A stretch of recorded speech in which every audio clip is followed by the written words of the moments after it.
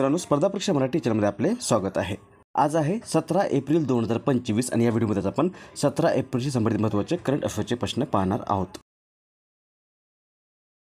आजचा आपला पहिला प्रश्न आहे, महाराष्ट्र शासनाकडून देण्यात येणाऱ्या शिवछत्रपती राज्य क्रीडा पुरस्काराअंतर्गत 2024चा जीवन गौरव पुरस्कार प्राप्त झालेल्या शकुंतला खटावकर खालीलपैकी कोणत्या खेळाशी संबंधित आहेत? याचं बरोबर उत्तर आहे पर्याय क्रमांक 1 कबड्डी। या बघा, या आहेत शकुंतला खटावकर आणि या आपल्या भारताच्या किंवा भारतातील महाराष्ट्र राज्यातील एक प्रसिद्ध कबड्डीपटू आहेत आणि यांना महाराष्ट्र शासनाकडून शिवछत्रपती राज्य क्रीडा पुरस्काराअंतर्गत 2024चा जीवन गौरव पुरस्कार देऊन सन्मानित केलेला आहे। शिवछत्रपती राज्य क्रीडा पुरस्कार हा पुरस्कार महाराष्ट्र सरकारकडून दरवर्षी महाराष्ट्रातील खेळाडूंना दिला जाणारा सर्वोच्च प्रतिष्ठित क्रीडा पुरस्कार आहे। याची सुरुवात झाली होती 1970 या वर्षामध्ये आणि 2024चे पुरस्कार नुकतेच घोषित झालेले आहेत। यामध्ये माजी राष्ट्रीय कबड्डीपटू शकुंतला खटावकर यांना जीवन गौरव, तर पॅराऑलिम्पिक पदक विजेता सचिन खिलारी, जागतिक आर्चर आदिती स्वामी, क्रिकेटपटू शिवम दुबे, ऋतुराज गायकवाड आणि यशस्वी जयस्वाल यांना शिवछत्रपती राज्य क्रीडा पुरस्कार हा सन्मान दिला जाणार आहे किंवा यांना घोषित झालेला आहे। या पुरस्काराचा पुरस्कार वितरण सोहळा जो आहे तो 18 एप्रिल 2025 या दिवशी पुणेमध्ये बालेवाडी स्टेडियम या ठिकाणी आयोजित केला आहे। उत्तर असेल पर्याय क्रमांक 1 शकुंतला खटावकर या कबड्डी, पर्याय क्रमांक 1 या खेळाशी संबंधित खेळाडू आहेत। पुढचा प्रश्न, सध्या चर्चेत असलेले सुदर्शन पटनाईक कोण आहेत? याचं बरोबर उत्तर आहे पर्याय क्रमांक 2 वाळू शिल्पकार। हे बघा, हे आहेत सुदर्शन पटनाईक आणि हे ओडिसामधील एक प्रसिद्ध भारतीय वाळू कलाकार किंवा जगप्रसिद्ध वाळू शिल्पकार आहेत। 2014 या वर्षामध्ये भारत सरकारने त्यांना त्यांच्या समुद्र किनाऱ्यावरील वाळू कलाकृतींसाठी भारताचा 4था सर्वोच्च नागरी पुरस्कार पद्मश्री देऊन सन्मानित केलं होतं आणि सध्या हे चर्चेमध्ये आहे कारण नुकतंच ब्रिटनमध्ये सुरू असलेल्या सँड वर्ल्ड 2025 या आंतरराष्ट्रीय वाळूशिल्प महोत्सवामध्ये जागतिक शांततेचा संदेश देणारे 10 फूट उंच वाळूशिल्प यांनी साकारलेलं आहे आणि याच महोत्सवादरम्यान त्यांना त्यांच्या क्षेत्रातील योगदानासाठी द फ्रेड डॅरिंग्टन सँड मास्टर्स हा पुरस्कार देऊन सन्मानित करण्यात आलेला आहे। हा पुरस्कार प्राप्त करणारे ते आतापर्यंतचे पहिलेच भारतीय व्यक्ती बनलेले आहेत। उत्तर असेल सुदर्शन पटनाईक हे प्रसिद्ध वाळू शिल्पकार आहेत, पर्याय क्रमांक 2। नेक्स्ट, आशियाई विकास बँकेने भारताचा चालू आर्थिक वर्षात विकास दर किती राहण्याचा अंदाज व्यक्त केला आहे? याचं बरोबर उत्तर आहे पर्याय क्रमांक 3 6.7%। आशियाई विकास बँक किंवा ADB एशियन डेव्हलपमेंट बँक या बँकेने भारताचा चालू आर्थिक वर्षामध्ये विकास दर 6.7% राहण्याचा अंदाज नुकताच व्यक्त केलेला आहे। प्रश्न आहे, लॅटिन अमेरिकेतील साहित्यातील दिग्गज पेरुवियन लेखक मारियो वर्गास लोसा यांना कोणत्या वर्षी साहित्यातील नोबेल पुरस्कार मिळाला आहे? याचं बरोबर उत्तर आहे पर्याय क्रमांक 1 2010। मारियो वर्गास लोसा यांचं नुकतंच वयाच्या 89व्या वर्षी निधन झालेलं आहे। ते पेरू या देशाचे होते आणि नोबेल साहित्य पुरस्कार विजेते राहिलेले, सोबतच ते लॅटिन अमेरिकेतील साहित्यातील दिग्गज पेरुवियन लेखक होते। यांना 2010 या वर्षामध्ये साहित्यातील नोबेल पुरस्कार मिळालेला आहे। सोबतच त्यांनी 1990मध्ये पेरू या देशाच्या अध्यक्षपदाची निवडणूक देखील लढवली होती, त्यामध्ये त्यांना अपयश आलं होतं।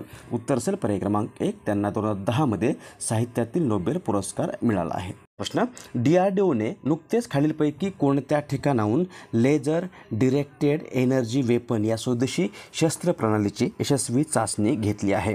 उत्तर आहे पर्याय क्रमांक 3 कुर्नूल आहे आंध्र प्रदेशमध्ये आणि DRDOने विकसित केलेलं हे लेझर डिरेक्टेड एनर्जी वेपन आहे। या स्वदेशी शस्त्र प्रणालीची नुकतीच DRDOने आंध्र प्रदेशमधील कुर्नूल या ठिकाणी यशस्वी चाचणी घेतलेली आहे। हे भारताचं पहिलं स्टार वॉर्स शैलीतील लेझर शस्त्र असून यामुळे भारत अमेरिकासह काही मोजक्या महाशक्तींच्या पंक्तीमध्ये सामील झाला आहे।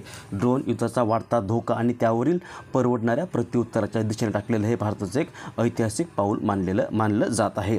DRDOने विकसित केलेली ही लेझर डायरेक्टेड एनर्जी वेपन ही वाहनावर बसवलेली लेझर प्रणाली असून ही प्रणाली उच्च शक्तींच्या प्रकाश किरणांनी ड्रोन आणि ड्रोनच्या झुंडींना काही सेकंदामध्ये निष्क्रिय करण्यास सक्षम आहे। उत्तर असेल पर्याय क्रमांक 3 कुर्नूल. इथे DRDOचा उल्लेख आलेला आहे.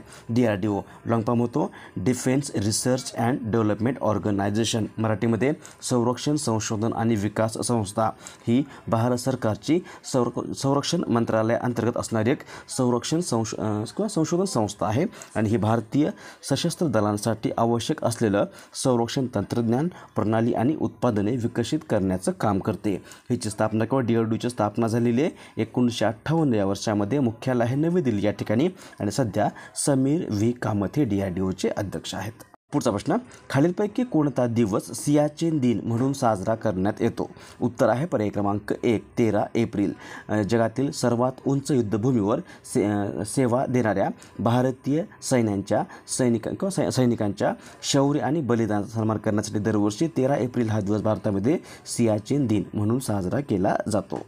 नेक्स्ट, खालीलपैकी कोणता दिवस भारतात राष्ट्रीय अग्निसेवा दिन म्हणून साजरा करण्यात येतो? याचं बरोबर उत्तर आहे पर्याय क्रमांक 1 14 एप्रिल. भारतात दरवर्षी 14 एप्रिल हा दिवस राष्ट्रीय अग्निसेवा दिन म्हणून साजरा केला जातो. हा दिवस आगीपासून बचाव कसा करावा त्या अनुषंगाने सर्वसामान्यांमध्ये जनजागृती निर्माण करणे, तसंच आपत्तीत अग्निशामक दलाच्या जवानांनी दिलेलं बलिदान, या बलिदानाचं स्मरण करण्यासाठी दरवर्षी हा दिवस साजरा केला जातो. आणि यावर्षी हा दिवस unite to ignite a fire safe India, fire safety contribute towards nation building या थीमखाली साजरा करण्यात आलेला आहे. हा आहे राष्ट्रीय अग्निसेवा दिन जो 14 एप्रिलला साजरा होतो. आणि जर असं विचारलं की आंतरराष्ट्रीय अग्निशमन दिन कधी असतो, तर तो दरवर्षी 4 एप्रिल या दिवशी साजरा केला जातो. हे देखील लक्षात ठेवा.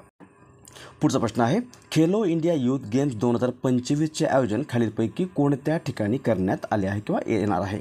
याचं बरोबर उत्तर आहे पर्याय क्रमांक 4 बिहार या राज्यामध्ये 4 मे ते 15 मे 2025 या कालावधीमध्ये खेलो इंडिया यूथ गेम्स 2025चं आयोजन केलं जाणार आहे. याचं उद्घाटन भारताचे पंतप्रधान नरेंद्र मोदी करणार आहेत. आणि नुकतंच 14 एप्रिल 2025 या दिवशी बिहारचे मुख्यमंत्री नितीश कुमार व भारताचे केंद्रीय क्रीडा मंत्री मनसुख मांडविया यांनी या खेलो इंडिया यूथ गेम्स 2025 या खेळाचा लोगो, शुभंकर आणि थीम सॉन्ग लॉन्च केलेला आहे. उत्तर असेल पर्याय क्रमांक 4 बिहार. नेक्स्ट, खालीलपैकी कोणता दिवस जागतिक आवाज दिन म्हणून साजरा करण्यात येतो? World voice day. याचं बरोबर उत्तर आहे पर्याय क्रमांक 3 16 एप्रिल. आवाज हे केवळ संवादाचं माध्यम नाही, तर ते आपल्या ओळखीचं आणि अभिव्यक्तीचं देखील साधन आहे. यामुळे आपल्या आवाजाचं महत्त्व आणि त्याची काळजी याबद्दल जागरूकता निर्माण करण्यासाठी दरवर्षी 16 एप्रिल हा दिवस जगभरात जागतिक आवाज दिन म्हणून साजरा केला जातो.